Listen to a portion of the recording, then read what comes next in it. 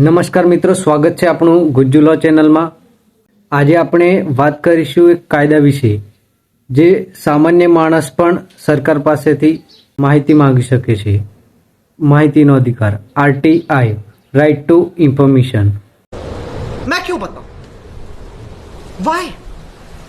क्यों? किस लिए? इसका जवाब मैं क्यों दूं? ઘણા લોકોને ખબર જ નથી કે આપણે સરકાર પાસે કોઈ પણ કચેરીની માહિતી આસાનીથી મેળવી શકીએ છીએ।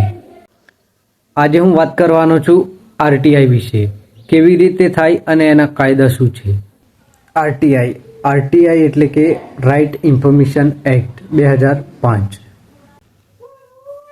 આ કાયદા હેઠળ આપણને હક છે કે સરકાર કે કોઈ પણ સરકારી કચેરી પાસે આપણે માહિતી માંગી શકીએ। એક્ઝામ્પલ તરીકે, પંચાયતમાં રસ્તા માટે ફંડ કેટલા આવ્યા અને ક્યાં ખર્ચ થયા। તાલુકા કચેરીએ તમારું અરજીપત્ર ક્યાં અટકાયું છે। શાળા અથવા તો હોસ્પિટલની અંદર કેટલો બજેટ આવ્યો અને કેવી રીતે અને ક્યાં ખર્ચાયો।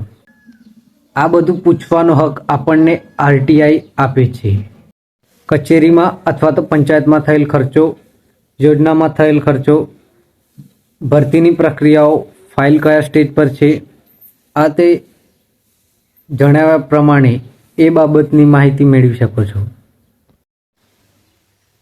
અરજી કરવાની રીત શું છે? તો અરજી કરવાની રીત છે સાદું કાગળ લેવું, એની ઉપર લખો RTI application under right to information act 2005 એટલે કે 2005। બીજા નંબર પર તમારું નામ અને સરનામું લખો અને કઈ માહિતી જોઈએ છે તે સ્પષ્ટ રીતે લખો। અરજી સંબંધિત કચેરીમાં પીઆઈઓ પબ્લિક ઇન્ફોર્મેશન ઓફિસરને આપો। ફી ફક્ત 20 રૂપિયાની છે। ક્યારેક પોસ્ટલ ઓર્ડર કે ઓનલાઈન પણ ચાલે છે। 5 નંબર, કાયદા મુજબ 30 દિવસમાં જવાબ આવવો જ જોઈએ। જો ના આવે તો તમે એની સામે કાયદેસર પગલું લઈ શકો છો। જો 30 દિવસની અંદર જવાબ ન મળે તો ફર્સ્ટ અપીલ કરી શકો છો કચેરીના ઉચ્ચ અધિકારી પાસે, અને જો ત્યાં પણ જવાબ ન મળે તો સેકન્ડ અપીલ પણ કરી શકો છો। માહિતી આયોગ ઇન્ફોર્મેશન કમિશન સુધી કરી શકો છો। આરટીઆઈના ફાયદા શું છે? ભ્રષ્ટાચાર સામે લડવું, આપણા હકની માહિતી મેળવવી, અટકેલી ફાઇલ આગળ વધારવી,